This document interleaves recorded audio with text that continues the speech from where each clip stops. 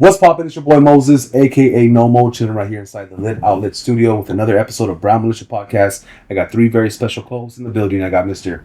Elias Zepeda, aka the seated entertainer, aka Young Sinatra. That's right, and we also got Richard Villa, richardvilla.com. You can find all my social media platforms, aka Daddy, aka Father, aka Baby Daddy. Okay, and we got a new first timer in the building. We got Mr. I'm San Butler. You can find me as Tu Amigo Sam on all social media. San Butler coming all the way from. I'm from El Paso, Texas, bro. No AKA? No AKA, bro. Yeah, no AKA.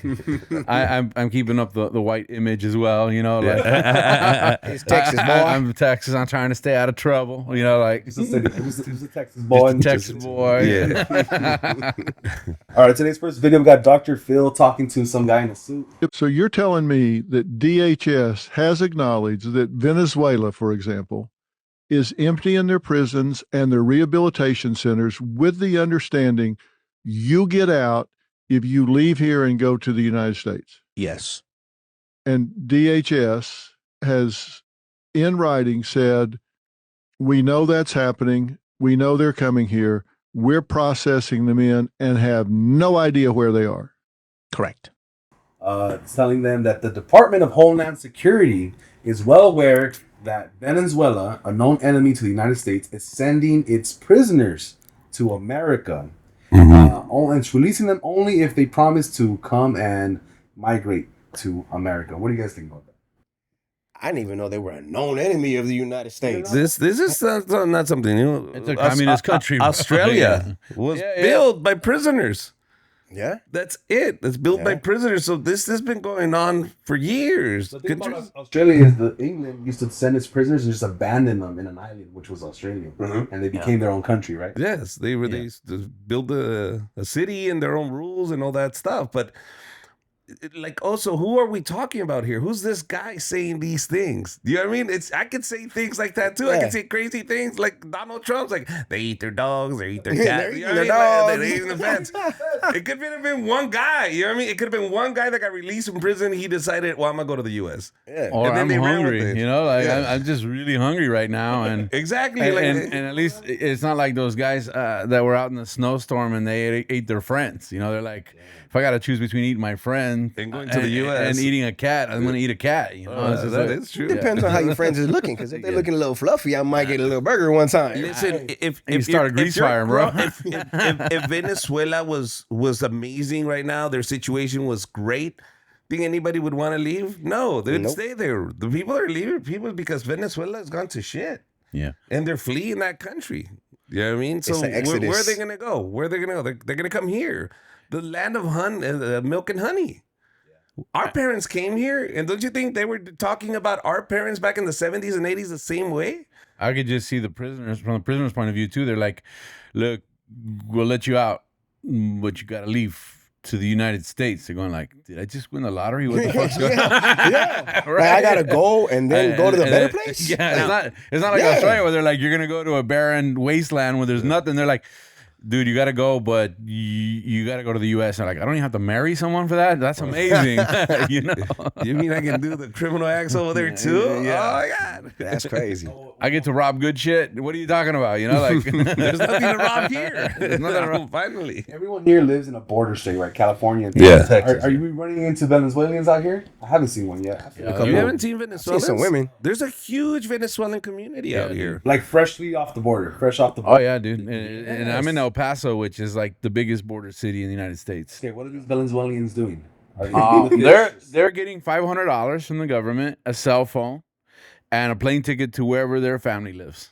That's the incentive I was telling That's you what's about. happening. So Texas just says, not our problem, go somewhere else. Texas is like New York and California say, yeah, sure, we should help these guys. And Texas says, yeah, but we get all the responsibility. Right. Not no more. Where do you guys want to go? They dropped a whole bunch of them off in the Hamptons. They're like, there you guys go. Yeah, go. Are these the people that went outside of fucking Kamala Harris's house? I don't know if they were Venezuelans necessarily, but you have Venezuelans, you have Guatemalans, you have Nicaraguans, you have Haitians, which the Haitians are like, dude, how did you get on a plane to? I mean, they flew to Mexico to then come across the border. So somebody's sponsoring it. Somebody's giving them money. Who's giving them money? I mean, my wife and I live in Mexico City part time, right? Okay. And so I flew back from Mexico City one time, and it was all Haitians on the plane. I was like, I'm on the wrong plane. Where are we going? This is weird. Where are we going? I was like, I'm on the Viva Aerobus Amistad right now. You know, it was crazy, bro. Pasta ganja bombo clot. Yeah. And it's crazy because they all had new clothes. They all had new bags. Like some of the bags still had tags on them. So somebody's sponsoring this. You know what? I asked my father-in-law. My father-in-law, he crossed that border as a mojado. Many times. A mí me hizo el corrido Vicente Fernández. It was me. I crossed a million times. And he said, the only thing that bothers me is this, man. Like, we didn't get this. I don't care if they come. I know why I came. I had a necessity. But, man, they get it too easy. They got a house. They get a phone. They get budget. A welcome wagon. We came here with, I'm here to work. And his complaint was like, when you give this to people, they're not going to come to work. Don't give them a handout. Give them opportunities. Give them jobs. Give them options. There's areas in Montana that we need a population. These cities that need population. Okay, you're going to go to Montana, but now you're going to work the agricultural fields.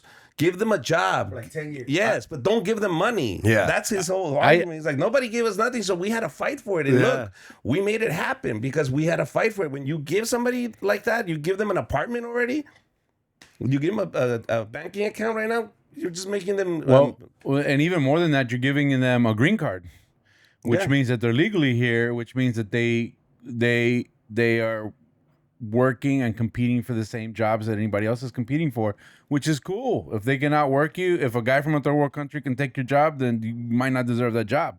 But a lot of the school of thought, especially in Texas, because it's a Republican state, a lot of the thought process there is like, what they're doing is they're building up voters so that these guys in 3 years can then get their citizenship, and then who are they going to vote for? They're going to vote for whoever gave them all that stuff to get here. And that's one of the schools of thought. I don't know. I think it's crazy that it's even happening. The other thought is that the boomers are fixing to die out, the boomer generation, and they represent a huge percentage of consumerism in the United States, which means they buy stuff, they sell stuff, they spend money, and when those guys die out, the idea is there's not enough people to spend money. Keep the economy so going. now we need Venezuelans. So now we need anybody that we can get. Yeah, we need more brown in here. Yeah. We need some more brown. Yeah. Well, the thing is, like, our generation is like not having kids. Right? That's right. Or people are just having one kid. Because they can't afford them. Yeah, it's expensive. Yeah, no. And because we don't have farms anymore where we need 10 kids to work the farm. You know, that's the other thing is we're living in smaller houses. You would still have kids, but if you had somewhere to work that's going to give you enough money to feed these kids, it's impossible now. Yeah. It's damn near hard enough to live alone. Yeah. Let alone with a little mocoso is going to want food and actual clothes, not from Goodwill. And now We'll give him the shacks. He's going to get the shacks from Payless with the sparkly purple flickers. Yeah, and the the PlayStations and everything else you got to buy these kids nowadays. You know, you can't have your kid go to school without an iPhone. That's crazy. You know. Well, that's child abuse now. In certain countries, that's child abuse. In certain states. All right, let's watch this next video. This is a Canelo video. Oh yeah, here we go. Would you kill me in less than 10 seconds, theoretically? Could be. Yes or no? Yes. 1, 2. Nah, I'm not gonna kill you right now. I don't want problems. You had to fight Jake Paul, unlimited rounds. But after every round, Jake Paul gets all of his energy back. How long would it take for him to beat you? His whole life. Do you respect him at all? I respect everybody. So that was a soft no. No, I respect everybody, you know. He's doing his thing and it's fine. How many rounds or punches can you survive from Canelo, you think, right now? In your form right now? Unguarded, like just straight loose, prepared, or mouthpiece? Because there's variables to this shit. Waiting for you. You guys both. You have a mouthpiece, a head guard. He just has gloves. You got gloves. There's a ring outside. How long are you lasting? One good hook. Yeah. Yeah, one good hook. At least. Yeah, just You're one good hook. surviving one? No, Or you just I'm taking one and that's it. That's fucking it. There's no money involved? No money. Oh yeah, I'm getting knocked out in one. Oh, Hey, but is he in a chair too or what? No, but is Canelo in the chair too? Yeah. If Canelo's in the chair too, bro, then we might be able to go at it. Because he's trained to use his legs. I'm trained to use my chair. Yeah. That is true, bro. Jab him. Touche. He's disarming his back. Right? What about you, Richard? I would now start becoming a very, diplomatic, kind of person? Can we talk about it? Can I apologize for whatever I said? How can we resolve this? Exactly. And I know I'd just take a punch, bro. I think at that moment I'm a piss blood, bro. A hook to the liver. That's it. I'm done. I'm not moving for the next 3 days. Yeah. I can see it already. What are you, my boy? I don't know, man. I recently discovered something about myself, and it's that I caught my finger in the door of my pickup truck, right? And my nail turned purple, and then it fell off. And then I discovered that I'm not very good with pain. So all my dreams of being like a secret spy and shit just died right there. You know, like I was like, I could never take any kind of torture, bro. So I think I'd rather take a kiss. Like, just kiss me right there, bro. We'll call it good work.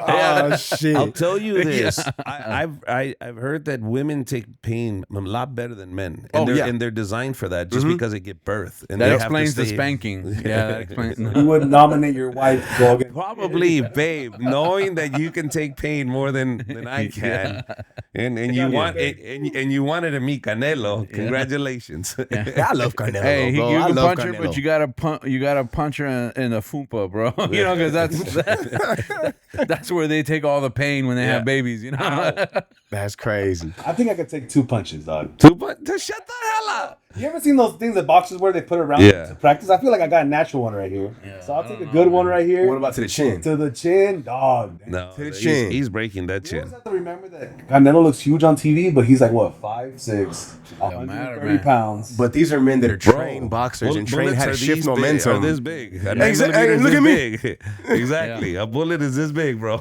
It's how fast it's traveling when it's gonna hit you, bro. And more than that is boxers punch you with their legs. Mm-hmm. You know, they don't punch you with. They know how to charge up. They know how to give you momentum. Their arm is an extension of the power that they have in their legs. That's where it gets released at.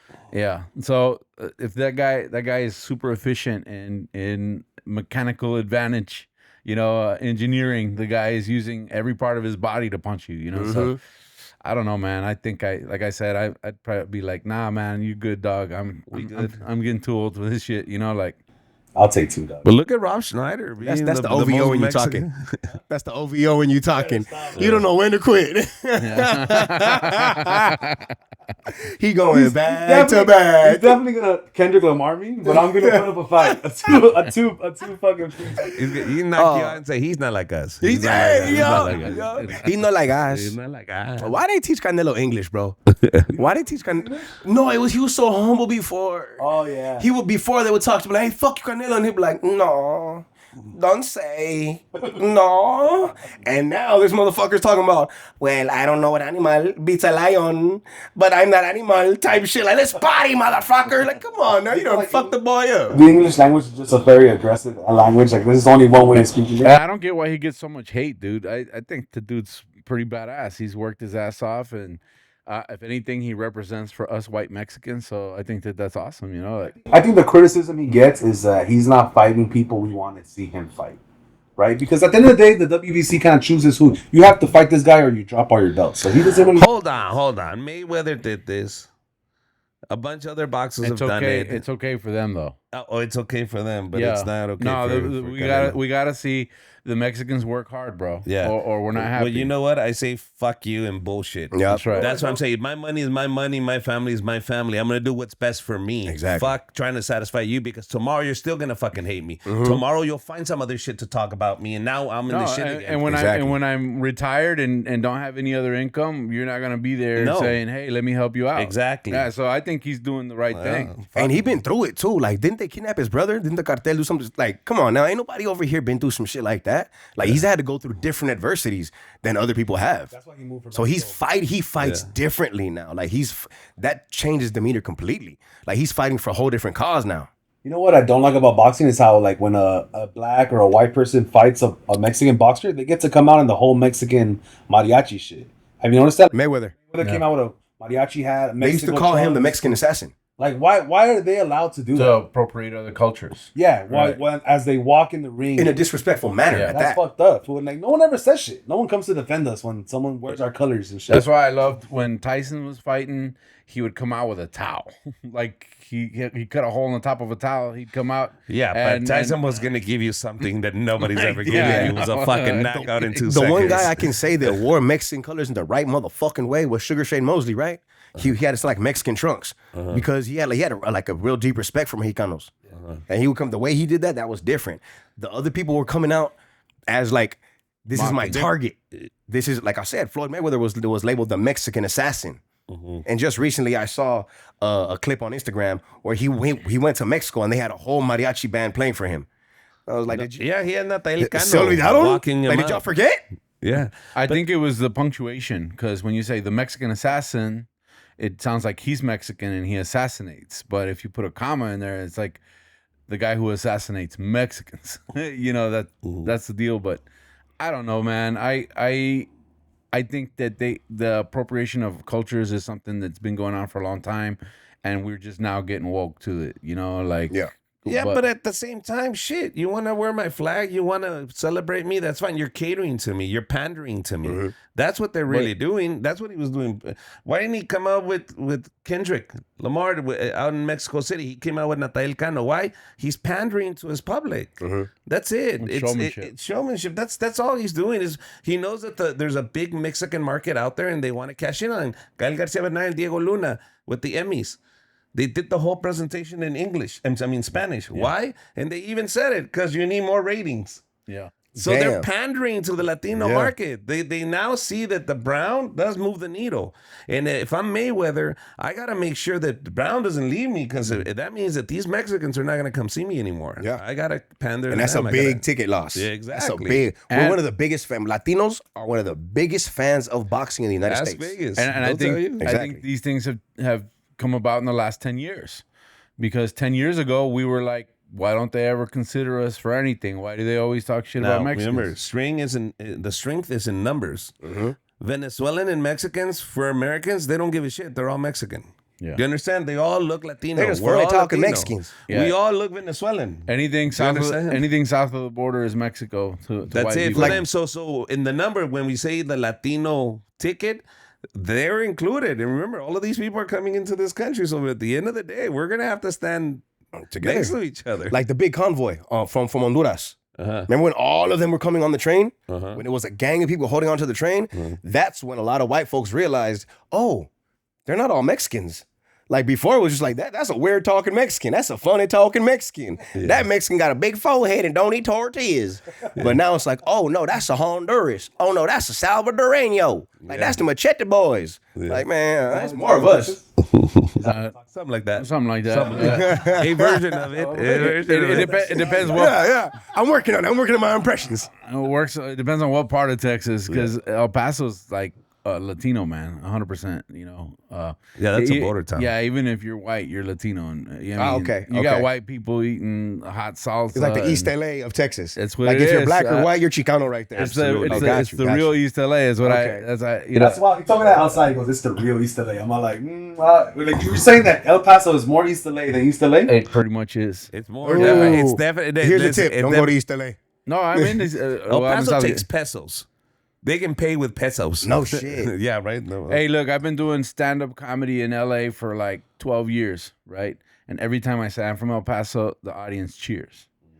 And it's because there's a connection between El Paso and East LA. It's not a disrespect. It's like an extension of East LA in El Paso. Is there? Would you say El Paso is more first generation or fifth, sixth, seventh generation? You got a lot of first generation. It's a border town, bro. Border town. East LA has more second, third, fourth. Yes. Now it does. Now it does. But back in the 60s, that was how you came through. And so that's why every time I do a show in LA, everybody cheers when I'm like, I'm from El Paso. The first thing they say is Chicos Tacos, which to me is like gross, but delicious at the same time. You know what I'm saying? But it's that there's a connection. It's a weird connection between you go to El Paso, you look at Mexican people walking around, they're wearing Dodger stuff. Like there's pride. You guys have cholos out there? Of course we have cholos, bro. Oh, it's baby El Paso. LA. Chuco Town. It's baby It's LA. Chuco Town, bro. Chuco Yeah, Town. and and it's baby LA. It's east of East LA, so it's Yeah. that's where it's coming from, But East LA, I like that. yeah, there's a connection between the two places. I mean, the Night Stalker was from El Paso, bro. Oh, hey, that's actually a good connection. You know Good about- shit. I'm not gonna give us a bad name for. I know, but I'm telling you. My name is Richard, bro. You don't think that? Damn. I was a kid at that time. I was like 8 or 9 when this shit was happening. I was like, Yeah. what the fuck? I thought you were gonna be a stalker. Yeah, I was like, damn. Do I have to be a stalker now? Is it all Richards? Is it all Richards? Shit, I don't even like blood. What was the other guy? The guy that was jumping the trains. That guy was from El Paso too. Resendez Ramirez. I don't know. They called him the railway killer. He would like get off a train, go into somebody's house, kill them, and then he'd jump back on the train. Oh, damn. Yeah, but We see a video of Japan's talent show is being criticized for this performance of Louis Armstrong, and basically it's a Japanese guy in blackface singing his most famous song. When was the last time you saw a blackface? Well, I'm from Texas. I saw it Tuesday. What do you mean? No, I'm kidding, man. No, I'm more offended that he's not playing the trumpet. Like what's going on, bro? We got cheated out of that one. Yeah. Listen, is the malice behind it? I always believe. What's the malice? Were there negative thoughts? I mean, were you trying to purposely insult that race, or you're celebrating what they've done? Because this is a game show, right? This is where you're supposed to imitate certain artists. And so he's maximizing all his skills, from putting on the makeup to learning how to sing. Dude, Well, he's glorifying, he's applauding his. I have a question. Were you mad when Jack Black was Nacho Libre? Like Yeah, I mean, everybody accepted Robert Downey Jr. in Tropic Thunder. yeah. Even black folks was like, he could do that. Okay. He can do that. And he Okay. did full on blackface. now, but look at how talented he is. He nailed it, dude. I wouldn't say he. No. He said green instead of green. Yeah, but come on, bro. He's Asian. God, you look at the fact that he even somewhat gets close to it. You gotta give him credit, bro. Like, he did it right. My only thing aside from malice will be inconsideration. That'd be the other evil. Yeah, Because if you don't even consider how somebody's gonna feel, You don't have to go blackface, dog. But he's not making fun of it. Do you understand? He's not making fun of it. No. You cannot do, because it's the whole image, the whole presentation. It's him playing a character like Robert Downey Jr. yeah. Do you understand? Also, I don't think that they have really the knowledge of what the struggle has been in the United States. Oh, behind blackface. Okay. I think to them it's like this guy's probably thinking this is clever because not only can I sound like him, I can look like him, I can give the whole show. We're looking at it from a perspective of that's insensitive because we know because we know. I mean, it's just like when you go to Mexico, Mexicans are super racist. I mean, you talk to abuelitas, and it's not even against people in this country, it's against people in their own country, right? That skin color be crazy. And so I don't think that the guy meant anything by it. I think they should pull him aside and go, "Hey, man, this isn't cool." Which is, I think that's what's happening online. Right. But it's like I agree with Richard. If there's no malice behind it, I guess people and maybe I sound ignorant right now, but maybe people can feel offended by it. But the truth is that I don't think the guy meant anything bad by it. I think, like you said, he was celebrating. In Mexico, they have a bread. 4 years ago, they just changed it. Negritos. Yeah. ¿Te acuerdas los negritos? Dude, talk about racism. I even took a picture of it and I have it on my Instagram. Negritos. And it was a chocolate bar, like a chocolate donut bar. Oh, shit. And I was like, and it was a negrita going. Dude, it was just straight racist. Y luego, because just the way you would say it, mijo, ¿qué quieres que te compre? Un negrito.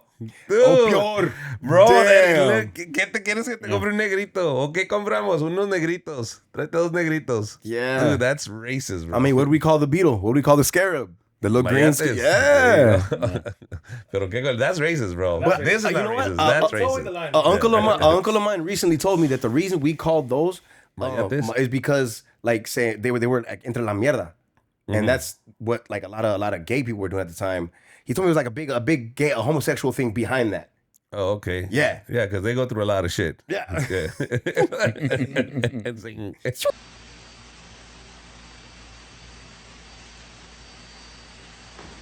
83-year-old Gary Johnson of Las Vegas, Nevada, was out walking in his backyard when he suffered a stroke and collapsed into his swimming pool.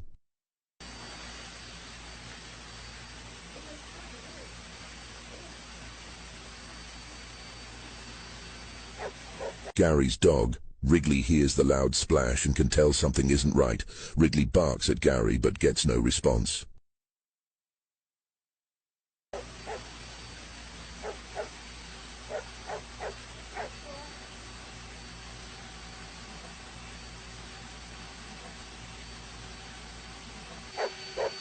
Wrigley seems to run off to another part of the backyard anxiously.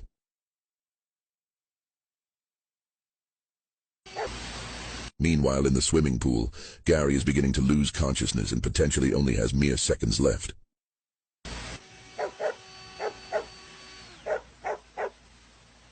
As it turns out, Wrigley wasn't just running to another part of the yard randomly, he miraculously went to seek help.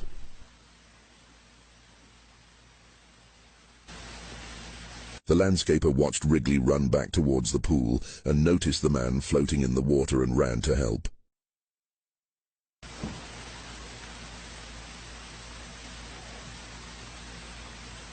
All right, so in this video, we see a 83-year-old Las Vegas man fall into the pool. yes. There's no one around to see him to help him. The dog notices that he's in the pool drowning, barks at him, gets no response. The dog runs to the other side of the yard. This guy has a fucking nice yard, by the way. He has a Very beautiful.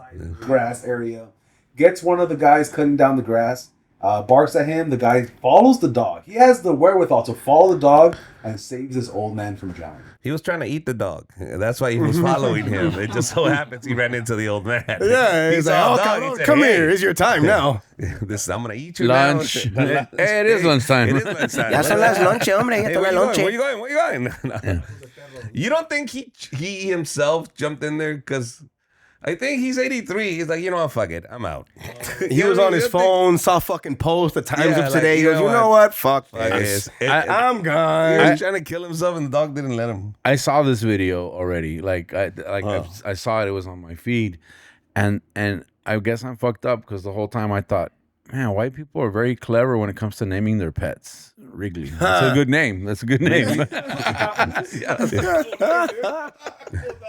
Hey man, I wish I. El negro. El negro. El Solovino. Porfirio, something.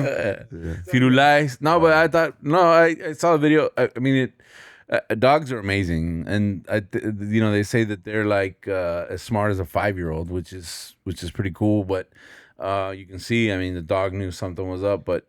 And you hear, I mean, there's movies like that, right? Timmy fell in the well, But and, you know, think that they know also go, hey man, that's my food source. yeah, Like I need to save this. Like I wouldn't give a shit if That's you my didn't feed safety. me every morning, but but because you feed me, I gotta make sure I take care of you. No. We've domesticated them enough to where they know they need the human being next to them. Yeah. So it's like, oh shit, my person. Hey, brown person. Look, Get the other person. I'll tell you why. Because my dogs, when I come in, they give no fucks. They see me, they look away. My wife comes in, they're up and I running, hate and that I'm like, shit. what the fuck? She's the one that feeds them. I That's stop. why they give no fucks about me. They see stop. me, man, you get the fuck out of here. I- Do I see my wife? Oh, that's him again.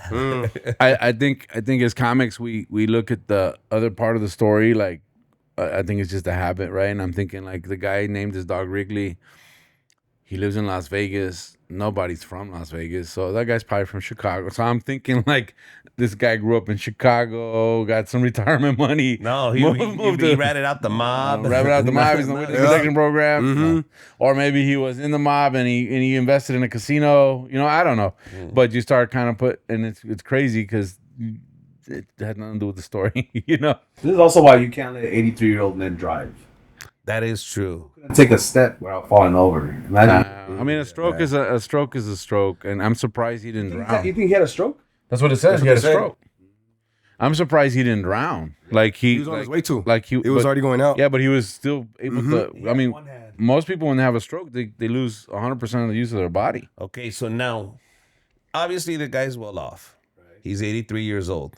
He was a hardworking Mexican, just saved your life and gave you, Latino, I'm not going to say Mexican, but what kind of tip do you give him? Like, what do you throw at him? You know what I mean? He let you live another year. How much is that worth to you when you have money like that? It depends if he's white or not.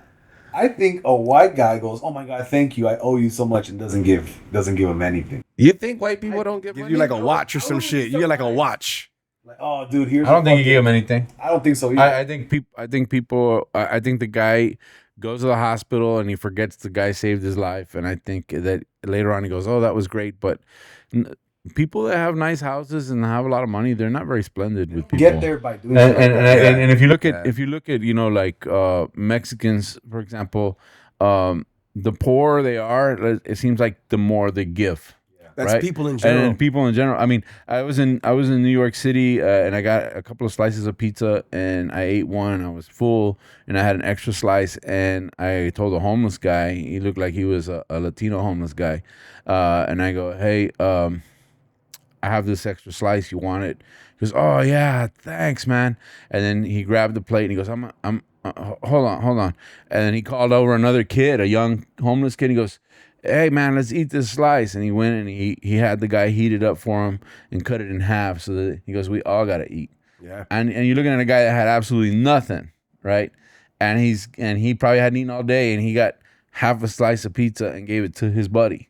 And so I think that's just the way it is, man. I don't think people with money are that willing to give out money. Yeah, I think rich people sometimes look at poor people like, "Oh, it's your fault. It's your fault. You're not rich like me. Like, there's no way I did the same thing. You should be like me and fight your way up, right?" Can I tell you something that happened to me as a kid? I don't know why I always jog your memory. Yeah, we went to visit. We have family in Mexico and Mexicali, and we have an aunt who's very broke. Like, they're broke. They're literally living in adobe houses, and there's dirt on the floor. Like, the way they sweep, and then they throw water on the floor so the dust doesn't come up. That's how broke they are. Yeah. And we went to visit them, an old aunt or something. And we're there. We're having a good time. I'm a kid. I'm like 9 years old. And my mom and the lady comes out and said, "No quieren café. Mira, no tengo mucho. I don't have a lot, but here's some coffee." And it was literally just black coffee with sugar and bolillo that was like hard. Like, it had been there. It was like 3 or 4 days already. And she cut slices, small slices, because she wanted to make sure everybody got a little bit of bolillo. And I'm pretty sure that's the only bolillo she had. And I ate it, and it was just so good. It was so fucking good. And I don't know if because she was poor. There was love in it, bro. Like, there was love in that motherfucker. This is so good. And I said, "Mom, can I have another one?" And she's like, "Ya no hay." No, pero allí hay. Ya no hay. Like, she understood. We can't come and eat this lady's all bolillo. Yeah. We just came for a quick visit. So I'm like, man, fuck, I want some more. This shit is good. Yeah. When we got out of there, my mom said, "No, don't ask me. You understand? They're broke. We can't take their food. We can't eat it. Even if they're offering, it's out of courtesy. They eat that. Ahorita que lleguemos, I'm going to buy you as much bread as you fucking want. We're not going to take theirs." We get to the panaderia. She buys me a bag of bolillo, a bag of fresh, and I was like, it was all right. But it wasn't like that one. Yeah. I don't know why. That one Is that was struggle? delicious, That bro. struggle food. That struggle food tastes different, bro. That struggle in it. Las lágrimas, güey. Exactly. Fuck salt. Fuck pepper. You need tears of sorrow and poverty. Well, I don't know why, bro. Penetrates the brain. But I could still remember the taste of that bolillo. I was like, man, this shit's delicious. Poverty is the resting bee ingredient food. Doesn't fucking Maruchan soup taste better in jail when you're out here? Why you ask me the question like that? Ramen, I guess. Yeah, it does though. It does. Prison food tastes like shit, but inside, It hits, right? Yeah, it does. It I does. seen fucking guys from prison. "Hey, get some spread." Nah, that shit is garbage, bro. Nah, bro, it's delicious. Nah, that shit's corn. Hey man, it's good though. Like, I ain't even gonna lie. There was one guy I was busted with that made the best beef bowls ever, and he would use like prison jelly, like the little summer sausages we'd get in packages. Man, I have yet to try something that good on the street. Because you don't eat it in the streets, bro. That shit is garbage. You think McDonald's is the best food everywhere? That's garbage too. It's just garbage is pretty. Yeah, it comes with a toy, bro. Yeah, exactly. That's what it is. I used to get these Cheez-Its bags, squish the Cheez-Its, and then put hot water on it. and then spin it with the spoon and put it on top of a sandwich. And it's just, and you get you'll save your bread slices from the lunch they will give you. And then you will warm up also in the hot pot the maruchan soup. Take out the water, put the soup in there, ham, mayo, mustard, the cheese, and it will taste so fucking You good. back in jail? Back in jail. Y'all had Cheez-Its in jail? No, we did have cheese at the East Max. And then you will put the hot water in it. But the thing was this, they will serve you bland. I'm talking about bland vegetable mix, like the corn, the peas, and the cauliflower, and some sort of mystery meat. So that had no flavor. You were eating that all day, right? And then you would save some of it to make a sandwich sometimes. And the sandwich is MSG, sodium, all sorts of bad shit. So that shit tasted so fucking good. Yeah. But then you come out here and you try to eat it and it's just doing it. Yeah, I still think poor people food tastes better than jail. I guess it's a combination, right? They cry in jail too. Yeah. I can see that. The average 70-year-old is 72% wealthier than they were 40 years ago. The average person under the age of 40 is 24% less wealthy. The child tax credit gets stripped out of the Infrastructure Act, $40 billion, with $120 billion annual increase in cost of living adjustment for seniors flies right through. Okay. So anytime I want to say boomers, I'll just link to this part of the video. 100%. This is what this guy said. So, I mean, I love to continue making the case against boomers, but I also like to figure out, like, so what can we do about it? Yeah, what can we do about it? What can there's a variety of things. One, put more money in the pockets of young people. Education's gone up fourfold. That was pretty popular. Yeah. Housing's gone up 4x, education's gone up 2x. Meanwhile, minimum wage, if it had just kept productivity up with productivity inflation, would have been $23 an hour, but it's $7.25. We need a series of policies that make it easier for people to get ahead.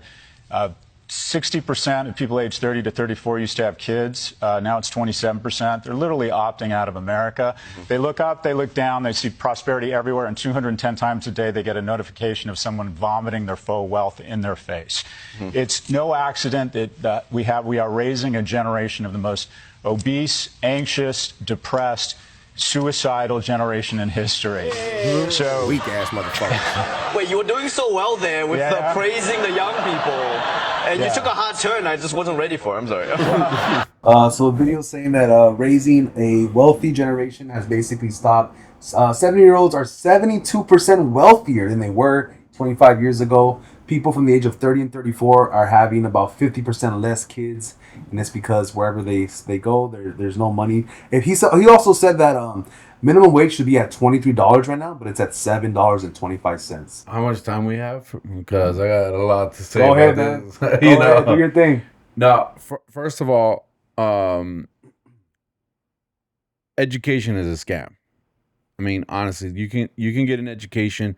I went to a tech school, but somehow if you go to a tech school, you're considered not smart, you're considered poor, but my tech school, I did it in high school, right? And so education in high school was at the college level for me because I went to a tech school and I was able to come out of high school and make money, right? And I think that they've got education set up right now so that kids feel they have to go to a 4-year university to be something, to do something, when it's the plumbers, the electricians, the HVAC guys that are knocking down a lot of serious money. We don't have people working in those trades because somebody along the line said you need to be a doctor and a lawyer.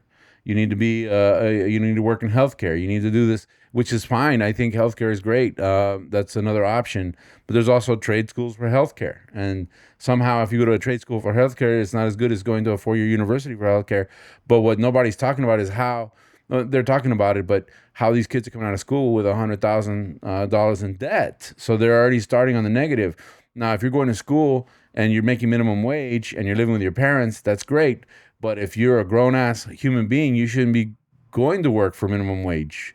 You should be looking for a way to find a way to make money that's not minimum wage. And that means you might have to hustle. You might have to have 2 jobs. You might have to look for a way to make that extra bank. Minimum wage jobs are designed for kids that are going through school or for teenagers that are just out of school. That being said, I think the education system is the problem as well, because you have to tell kids in school, hey, how much are you worth, right? How much do you command at your job. And I used to be a teacher back in the day. I was a welding teacher, and I used to tell my students, I go, how much do you want to make an hour? They go like, I don't know, mister, I just want a job. But that's the wrong attitude. How much do you want to make an hour? You want to make $10? Well, that'd be nice. No. Do you want to make $30 an hour? And they're like, well, yeah, that'd be great. How about $1,000 an hour? You want to make $1,000 an hour? And the kids would go like, yeah. I go, okay, simple math. You have to generate $3,000 an hour. Can you generate $3,000 an hour? Because the business needs to pay taxes. The business needs to pay for a brick and mortar location. They got to buy tools. They got to pay for insurance. They got to pay for licenses, whatever it is. So if you want to make money, you have to make yourself worth the money you're commanding. And I think that that's where everybody's settling for whatever you want to pay me, or I'll just need a job. Instead of, this is America, bro. Like, we might talk shit about America, but go to third world countries and see that they can't just go out and start a business. They can't just go out and get an education. They wish they could, bro, but they can't. They have to sacrifice. So in this country, our kids are lazy. They like to play video games. They like to be on their iPad all day. They all think they're going to be influencers. They all think they're going to be on YouTube. Put them to work. Go mow lawns. I used to tell the kids, you get yourself, I'll lend you a shovel. I'll lend you a weed eater, whatever you need. Go out there and start hustling work. But learn how to command your value. And that's where how do I command my value when this guy goes and now he makes $1 million, bro? Yeah. You understand? How do you justify hard work when people that don't do hard work are millionaires? That's not real. I know it's not real, but it's presented as real a million times in front of you. Yeah, but I agree what they're saying, but this is where parenting comes in. And maybe some kids don't have parents. So this is where teachers have to step in and fill in the gaps. But you tell a kid, you want to be an influencer? Fine. But in the meantime, go do something. And then when you make it big, you'll never have to touch a shovel again. I think the biggest problem here is two things, right? Like, the banks have a supply chain of loans through schools. Yes. So we have to indoctrinate the kids and stay in school, get good grades, go to college, so we can supply the money to the banks. The kids that watch the Mi Papi Muñeca are that's big tech. Big tech and TV and YouTube is all a drug. Why do we stop illegal drugs from being consumed, but we don't stop the other type of drug, which is your phone and social media? Why don't we stop that, right? At what point are we going to keep allowing our kids? But then you have a million people. You just said the magic word. At what point are we going to keep our kids from being brainwashed? Our kids. We have to be responsible for our kids. And that's what's happening is kids are coming home, nobody's home. Why is nobody home? Because they're living the lifestyle. Mom and dad are both mortgaging their house so that they're both working, they're buying a new pickup truck on credit, everything's on credit, everything's supplying the bank. Yeah, so get back, go. Yeah, I'm driving a beat up pickup truck right now because it's paid for. I don't have I could go get a brand new pickup truck and put rims and all that shit. But I learned that you have to be able to pay for the stuff that you buy. I go to a store and I feel like an asshole every time I go to the store, but I go to the store and they go like, would you like to apply for a credit card? I go like, no, I don't want to pay for my shit 3 times. If I can't buy it, I don't buy it. If I don't have the cash to buy it, I don't buy it. If I don't have the money in the bank to buy it, I don't buy it. I'm wearing a Walmart shirt on stage. It's nice. Thanks, Max. Nice. Walmart pants, bro. I don't because I learned that credit, you're falling back into that same system, that same cycle. You don't have any freedom, and this whole country was based on freedom. How ironic that now there's nobody enslaving you, but you can enslave yourself. Yeah, that's the biggest thing. You're free to enslave yourself. You're enslaving yourself. They figured it out. We don't have to buy them. They'll come for free. We don't got to chain them up and make them. No, they'll do it themselves. Here you go. Here's some plastic credit cards. Beyond parents working, though, there's a lot of pussy parents today. There's a lot of lazy, shitty parents. We created those. Our generation created those pussy parents. The phones, TV, and YouTube now, that's a fine babysitter for the majority of people. Okay. I know way too many kids that I see on a daily basis wake before they brush their teeth, before they eat breakfast. Wake up and I do that shit all day, all fucking day. I'm not even a kid, but the thing is, like, the thing is that our generation, Right? I'm sorry, I'm thinking about my phone. I want to check it. Our generation, we were the last generation that got like cigarette burns when you misbehaved. Shit. You know, we were the last. Hold on. Yeah. We were really soft on you guys. My cigarette burns right here. Yeah, no, but our generation was like, we would get whipped. Do you know why we had so many kids back in the day? Because an ass whooping. That's how you corrected a mistake. An ass whooping. And it was simple, black and white. Yeah. Reward, punishment. That was it. That's how they lead us. Once they stop, Reward, punishment. once they stop letting parents beat their kids, Yeah. the whole country. Well, Once they started calling it beating your kids, well, there was a problem. There has to be a line because there's also some crazy guys out there that'll chain their kids up in the basement. I'm not talking about that kind of stuff. But have you seen the kids that are chaining up? But let me tell you those parents that chain their kids deserve to get chained up. but the people that do chain their kids are gonna still do it.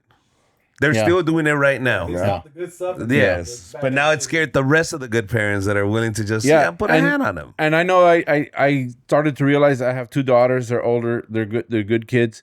And when they were young, I was overcompensating for all the shit we went through as kids. And then I realized it, so I stopped. You know, but I mean, we were and credit's easier and money's easier, so you're able to go, dude. We dreamed like for us to have a day out, like for our parents to take us to Toys R Us.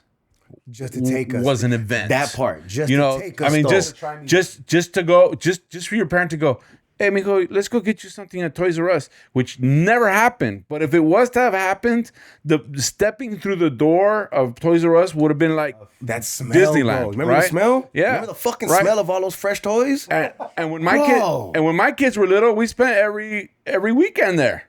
Right, and you start to realize that we messed up your generation, and your generation's having kids or not having kids because it's too hard. You know, I think obviously, like you said, you're overcompensating for the childhood that you were sold on movies and TVs. And you want to give that to your kids, which is obviously normal. And you're a good guy for doing that. Our generation is like, we got to go back to that old shit. That's right. We fucked up. Yeah. We got to go back to that old shit. We smack your kids. Listen, I create adversity for my daughter because I create adversity. Yeah, you have to. I put That sounds like a good challenges parent to me. in front of her, and I go, "Nah, bitch, figure it out."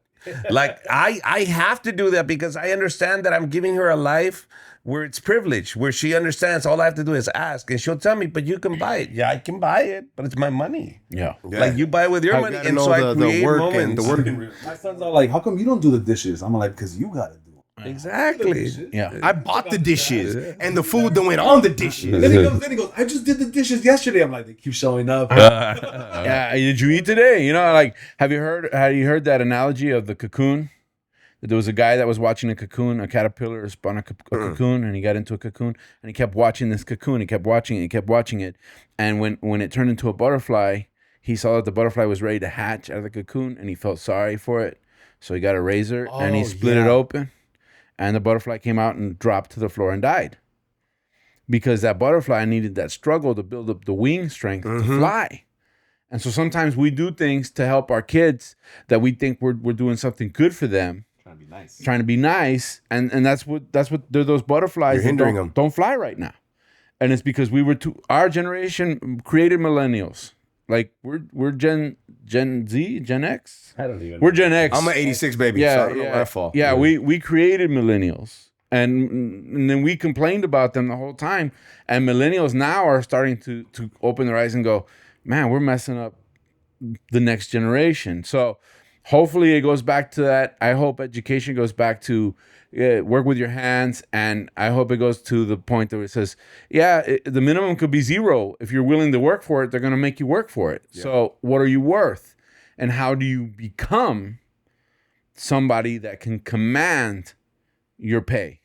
I had a job, this place called Utility Trailer, right? And Utility Trailer would pay their mechanics like $7.50 an hour. This is back in the 90s, right? And the mechanics, and then they conned everybody into saying, we're going to give everybody a raise at the same time every year, and they'd give everybody 25 cents an hour raise together. And I'm going like, you're shitting me, right? Like, it takes you 4 years to get another $1 an hour? That's crazy.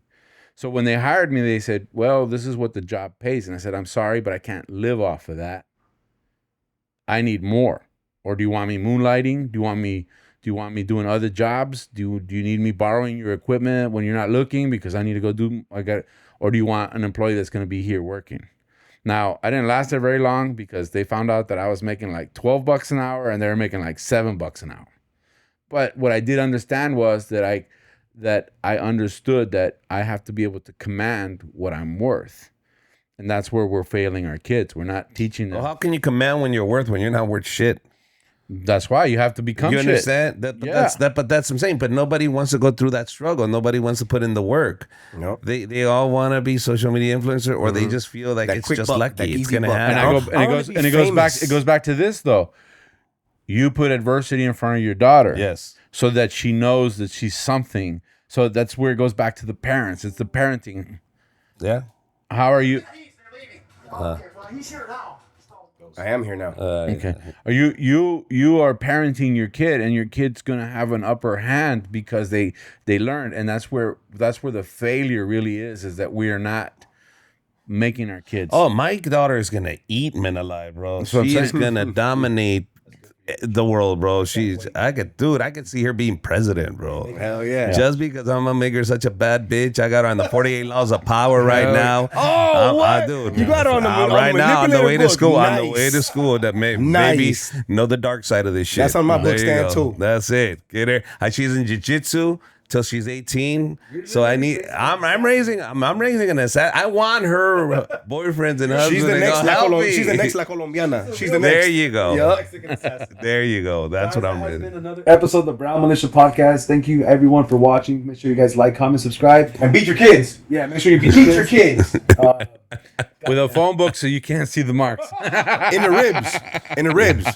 Tell the people where they can find you and what you got coming up next. You can find me at The Seated Entertainer on TikTok, YouTube, Instagram, all that. No underscores, no dots, no sprinkles, no spots. And next week, I am on Monday, I'm at the Melrose, at the Hollywood Improv, battling for Comic Wars. Tuesday, I'm at the Roast Battle League at the Comedy Store on Sunset at 10:30. The 26th, I'm at Tepito Coffee doing a show in collaboration with Homeboy Industries. Holla at your boy, man. Follow me. I'm gonna go see him. Boise, Idaho. I will be there on the 28th. Get your tickets. I have a bunch of shows around town. I'll be at the Ice House on the 26th with Lana Turner. And what else? What else tonight? Well, doesn't matter tonight, but tonight I'll be in El Segundo. Okay, cool. Sam? Well, you can find me as Tu Amigo Sam on social media. As far as comedy, I'm going to be taking a little sabbatical because I got married about 5 months ago and we're going on our honeymoon. So where you guys going? You little bastard. We're going to Portugal, Canada. Yeah. So I'll be hitting it back up in November, and so I'll let you guys know where I'm at. Follow me on social media. Hopefully, you guys can come out to the shows. For sure. Guys, remember, we have a new tier on Patreon. It's $30 a month, but you get a free t-shirt or a free hat every month. And you get early access to all of these episodes. I have that t-shirt. It's actually a great t-shirt. It's worth the $30 a month. Yes. Now, are you ever going to release nudes? Because I keep subscribing. And This is Patreon, not OnlyFans, but good idea. Maybe I'll put some toe pictures. Only wheels coming soon. Only wheels coming soon. We're going to sponsor his Only Wheel. I'm going to have an Only Sam's page as well. Only Sam's. Thank you guys for watching. See you guys later. Peace.